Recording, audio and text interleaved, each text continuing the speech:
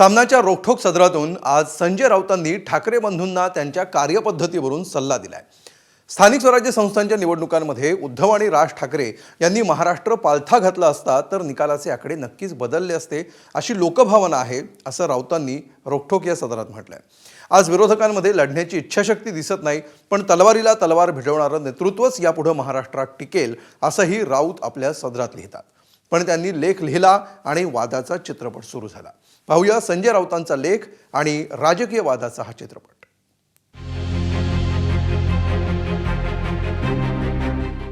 संजय राऊतांनी चक्क ठाकरे बंधूंचे टोचले कान।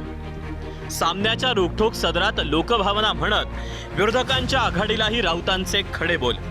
महाराष्ट्र लोकसभेची निवडणूक सोडली तर महाविकास आघाडीला सगळ्याच निवडणुकांमध्ये मोठा पराभव स्वीकारावा लागला। कधी मित्रपक्षांमधील समन्वय तर कधी जागा वाटपावरून झालेला विलंब, याना त्या अशा अनेक कारणांनी निवडणुकांमध्ये पराभव झाल्याचं मवियाच्याच नेत्यांनी वेळोवेळी मान्य केलं। मात्र महापालिका निवडणुकांमध्ये झालेला पराभव जरा महत्त्वाचा ठरला, कारण यावेळी 2 दशकानंतर ठाकरे बंधू एकत्र आले। त्यांनी राजकीय युती केली, जागा वाटपही अगदी कोणत्याही वादाशिवाय पूर्ण केलं। कार्यकर्ते उत्साहात कामाला लागले, पण हे चित्र फक्त मुंबईपुरतंच राहिलं। इथंही पराभव झाला, पण इथं नावाला का होईना मुंबईतील मराठी बहुल भागातील मतदार आजही ठाकरेंच्या पाठीशी असल्याचं दिसून आलं। मात्र इतर महापालिकांमध्ये तर ठाकरेंनी युती केली, पण प्रचारासाठी काही उतरले नाहीत। नाशिक, ठाणे आणि मुंबई अशा 3 जाहीर सभांपुरताच ठाकरेंचा पालिका प्रचार राहिला। दुसरीकडे महायुतीच्या नेत्यांनी किमान 30 सभा घेतल्या होत्या, अर्थात त्याचा थोडा तरी परिणाम होतोच। त्यानंतर नुकताच झालेल्या जिल्हा परिषदांमध्ये तर ठाकरेंनी एकही सभा घेतली नाही। अगदी आदित्य ठाकरेंनीही। निकालातही पक्ष 4-5व्या क्रमांकावर फेकला गेला। यात सगळ्या निकालांचं विश्लेषण करत असताना खासदार संजय राऊतांनी सत्ताधाऱ्यांनी पैशांचा किती पाऊस पडला याचा उल्लेख करत निकालाच्या विश्लेषणाला सुरुवात केली। पण विरोधी आघाडीच्या पराभवाचं विश्लेषण नव्या चर्चेचं कारण ठरतंय, कारण त्यात राऊतांनी ठाकरे बंधूंसह मवियाला सल्ले दिले। लढण्याची जिद्द आणि प्रेरणादायी नेतृत्व असेल तर राजकारणात पैसा पाचोळ्यासारखा उडून जातो। आज विरोधकांमध्ये लढण्याची इच्छाशक्ती दिसत नाही, पण तलवारीला तलवार भिडवणारं नेतृत्वच यापुढे महाराष्ट्रात टिकेल।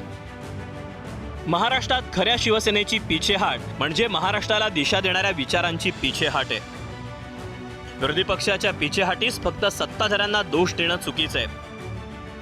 लोकभावना अशी आहे की निवडणुकात उद्धव आणि राज ठाकरे यांनी महाराष्ट्र पालथा घातला असता तर निकालाचे आकडे नक्कीच बदलले असते। अनेक ठिकाणी पैसेवाले अनामत रक्कम वाचवू शकले नाहीत। शेवटी आत्मबल आणि जिद्द महत्वाची। आणि याच लेखावर जेव्हा पत्रकारांनी त्यांना विचारलं तेव्हा त्यांनी आपल्याच स्टाईलनं उत्तरही दिलं। नाही, मी कान नाही टोचले, मी माझ्या भावना व्यक्त केल्यात। लोकांच्या भावना आहेत की यापुढे स्थानिक स्वराज्य संस्थांच्या निवडणुका विरोधी पक्षानं, जोपर्यंत आम्ही विरोधी पक्षात आहोत तोपर्यंत प्रत्येक निवडणूक आम्ही गांभीर्यानं घेतलीच पाहिजे, ही सगळ्यांची भूमिका आहे। मी लिहिणारा माणूस आहे, बोलणारा माणूस आहे। मी लिहिलं आणि बोललो, ठीक आहे। अहो, कार्यकर्त्यांच्या निवडणुकीसाठी मैदानात उतरून सभा घ्यायला पाहिजे होती, मैदानात उतरून प्रचार करायला पाहिजे होता। ते सोडून तुम्ही आणि उद्धवजी ठाकरे हे घरामध्ये बसून होतात आणि आता सांगतायत आम्ही निवडणुकीबद्दल सजग आहोत। या निवडणुकीबद्दल महाराष्ट्र सजग होता म्हणून त्यांनी भारतीय जनता पार्टी आणि महायुतीला प्रचंड बहुमतांनी निवडून दिलंय आणि तुमच्या सारख्यांना घरी बसवलंय। कोणताही मुद्दा पटो ना पटो, भाजप शिवसेनेनं मात्र एका मुद्द्यावरून राऊतांसह ठाकरेंना टार्गेट केलं। पालथा घातला असता तर ना, आता ग्रामपंचायतीच्या निवडणुकीला घाला, आता कुठच्याच निवडणुका राहिल्या नाहीत। काय विधानसभेची निवडणूक झाली त्यावेळी पालथा घातला असता तर 100 पैकी 50 आल्या असत्या। नंतर कुठची निवडणूक झाली, नगरपालिका झाली, 8 नगराध्यक्ष निवडून आले, त्यातले 3 आता आमच्यासोबत येतात, म्हणजे 5 राहिले। ते फिरले असते तर काहीतरी 15-1 आले असते असं त्यांचं म्हणणं आहे। नंतर महानगरपालिकेची निवडणुका झाली, त्याच्यामध्ये आम्ही 425 गेलो, ते 124ला थांबले। तेव्हा फिरले असते तर महानगरपालिका निवडून आल्या असत्या। हो, तो महाराष्ट्र पालथा घालण्यासाठी घरांच्या बाहेर निघायला लागतं ना। मुंबई पालथी घातली होती, काय झालं मुंबईमध्ये? सत्ता आली नाही. आणि म्हणून संजय राजाराम राऊतला बोलीन की थोडं जरा शुद्धीत जेवढं लवकर येतील तेवढं बरं आहे. शिवसेना फुटल्यापासून भाजप असो की शिवसेनेचे नेते असो, प्रत्येकाने ठाकरेंच्या कार्यपद्धतीवर आरोप केले. ठाकरे महाराष्ट्रात फिरत नाहीत असेही दावे केले. त्यावर हेच संजय राऊत वारंवार ठाकरेंना फिरण्याची गरज नाही असं म्हणत ठाकरेंची पाठराखण करत होते. मात्र आता त्यांनीही ठाकरेंच्या कार्यपद्धतीवर एक प्रकारे प्रश्नचिन्ह उपस्थित केलं. राऊतांचा हा संपादकीय रोखठोक सल्ला ठाकरे बंधू किती गांभीर्यानं घेतात हे लवकरच कळेल.